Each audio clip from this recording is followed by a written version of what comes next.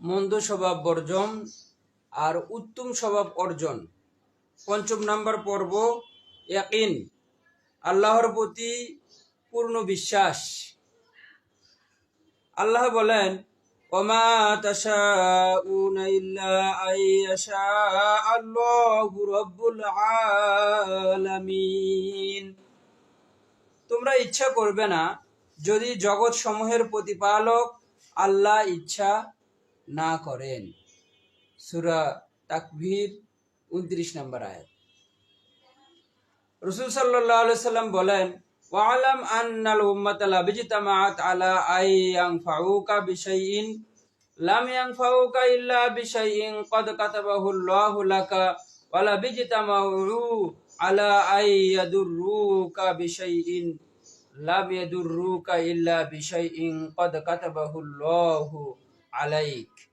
জেনে রাখো, যদি পুরো জাতি তোমার কোনো উপকার করার জন্য করে একমত হয়, তবুও তারা আল্লাহ তোমার জন্য যা কিছু লিখে রেখেছেন ততটুকু ছাড়া তোমার কোনো উপকার করতে পারবে না। আর যদি তারা সবাই তোমার কোনো ক্ষতি করার জন্য এক হয়ে যায়, তাহলেও তারা আল্লাহ তোমার জন্য যা কিছু লিখে রেখেছেন ততটুকু ছাড়া তোমার কোনো ক্ষতি করতে পারবে না। তিরমিজি। ইয়াকিনের মর্ম, এক কথায় দৃঢ় বিশ্বাস অন্তরে স্থাপন করা যে আল্লাহর ইচ্ছা ছাড়া কিছুই করতে পারে না।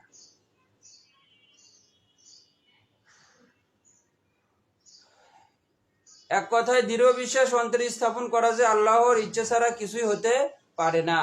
তিনি সব কিছুর কেবল একমাত্র কর্ম নির্ধারক।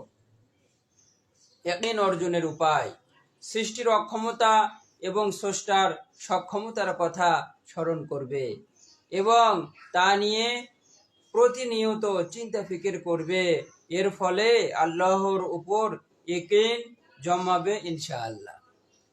যেহেতু ইয়াকিনটাও ফেলে কলবের ফেল, তাহলে আমরা ইয়াকিন যদি অর্জন করতে চাই একমাত্র একনিষ্ঠভাবে, যেহেতু ইয়াকিনটা অন্তরেই থাকে, কলবের মধ্যেই থাকে, তাহলে আমাদের কলবে জিকির লাগবে। উনসে মিললে কি হি ইকরা মিলনে ওয়ালু সে রাহ পয়দা কর, হক কি খাসিয়ত ইশকো কি খাসিয়ত এক হি খাসিয়ত, একদার সিনা বা সিনা একদার খানা বা খানা। আগুনের স্বভাব আর প্রেমের প্রভাব একই, একটা হলো সিনাই সিনাই আর একটা হলো কি ঘরে ঘরে। একটা মোমবাতিতে যেমন আগুন লাগালে সেই মোমবাতি থেকে হাজার হাজার মোমবাতিতে আগুন জ্বালানো যায়, তেমনি ভাবে একটা অন্তরের মধ্যে যদি আল্লাহ পাকের ইয়াকিন জন্ম হয়ে যায়, সেখান থেকে কোটি কোটি মানুষের অন্তরের মধ্যে আল্লাহ পাকের ইয়াকিন জন্ম করা সম্ভব, মানে যা সৃষ্টি করা সম্ভব। এজন্য করে আমাদের যাদের অন্তরের মধ্যে আল্লাহ পাকের ইয়াকিন আছে, এটা এটা তখনই বুঝবো যার অন্তরে আল্লাহ পাকের জিকির আছে। যেহেতু আল্লাহ বললেন, ওয়ালা তুতিই মান আগফালনা কলবাহু আন যিকরিনা, ওই ব্যক্তির কথাই শুনিয়েন না যার কলবে আল্লাহ পাকের জিকির নাই। তো যার কলবে জিকির আছে, তার মাধ্যমে জিকির জারি করে নিয়ে চলতে থাকলে এক পর্যায়ে আল্লাহ রাব্বুল আলামিন ইয়াকিনের মতো মহা মূল্যবান সম্পদ আমাদেরকে দান করবেন।